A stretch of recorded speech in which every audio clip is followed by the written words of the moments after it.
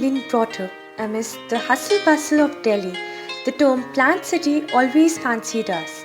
So here we are at Chandigarh. Chandigarh, planned by the much publicized architect Le Corbusier, is located at the foothills of Shivalik. It derives its name from the temple Chandi Mandir. Here Chandi stands for the goddess of power and a fort of Garh laying beyond the temple. Chandigarh, the city beautiful. We the young intellects of Delhi, having a fortunate upper hand at creativity, are going to share what all we sipped in throughout the Chandigarh journey. What's that one word that comes to your mind when you think about Chandigarh? Planned, Peaceful. simplistic, Grey yet green. traffic free, Le Corbusier.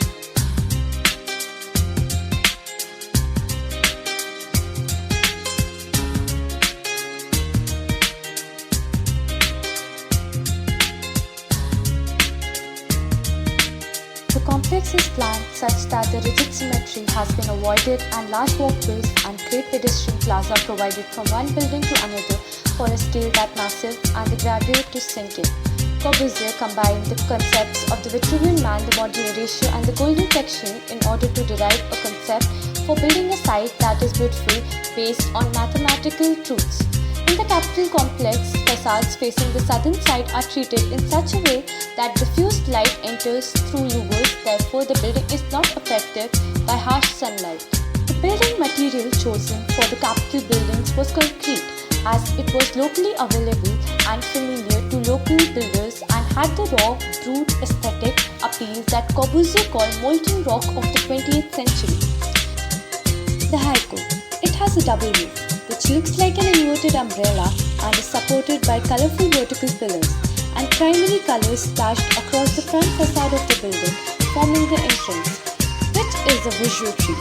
A huge X-ray screen covers the facade of the building, serving as sunbreakers. The Legislative Assembly, an artificial pond-like entity, is constructed next to the assembly. Sun protection louvers have been provided. The Punjab Assembly is crowned by a massive hyperbolic tower which provides natural lighting is the highlight of this building, while the smaller Haryana Assembly is crowned by a pyramidal roof provided with a north light.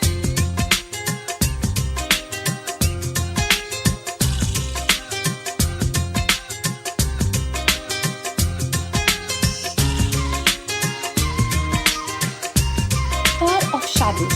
Sitting on the very complex is a structurally skeletal building with louvers at set angles to facilitate soothing wind currents and diffuse sun rays. The sun breakers are on three faces while the north side is entirely open. Hence, it is airy and reflects the penetration of the sunlight inside.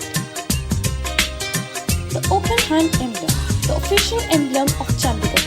This monument is around 85 feet tall and weighing 50 tons, built of concrete and bronze. It was designed to move with the direction of wind and conveys a message of peace and welcome, open to receive. It crowns an excavated plaza called the Trench of Consideration, conceived as a forum for debates on vital public affairs.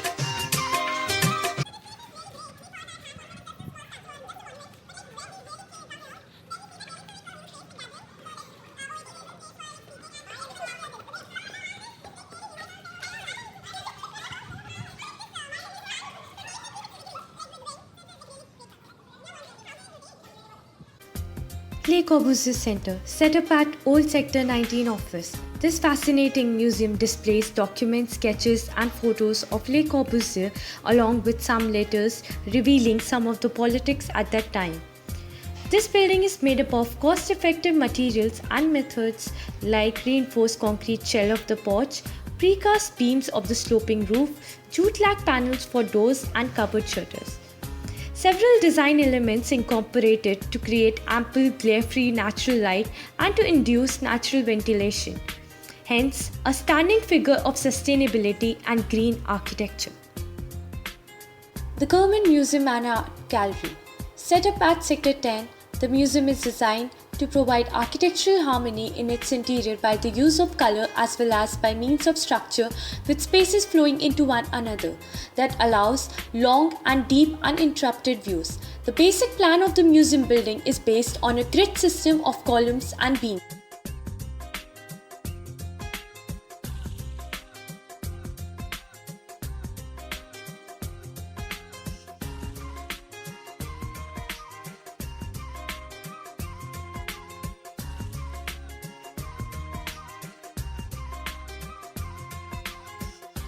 Nehru wanted to usher India into modern world, and there is no other better system to usher a country in a different era than architecture. The only way you recognize cities through architecture, right? Sydney, New York, Paris. आपके दिमाग में क्या आ रहा है? Images of buildings, not people, not the handsome man and beautiful woman, not the food, not the color, but architecture. So you and I, we make civilizations, buildings की बनाते हैं. So that's what happens, what happened at this time.